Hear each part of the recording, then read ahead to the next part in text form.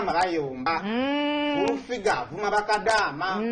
bossi bantu balina musaayi bakadama nabalabye ku TikTok okwo nga bekalakaasa bagenda mu musenyu gw'abawalabu bekalakaase bagwe mu ttaka bagwe mu ttaka Fulufiga beebulungule yeseruka mama yute bamukutteko aranise okuwoloma wuyo atutte bantu mu kooti aba YouTube abasibye Keizi wuyo naye alugenda nene mwetokule Fulufiga ayinza okuwa esimu n'agamba dadi kuba mwana wa first family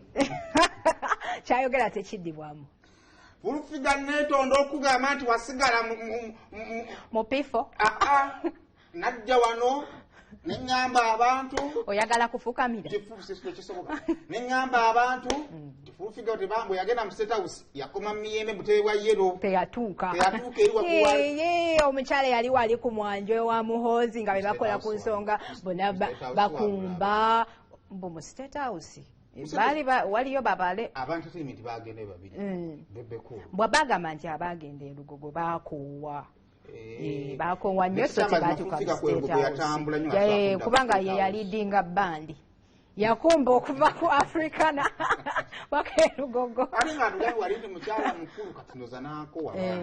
so nakoowa bwetoze bwendowooza kale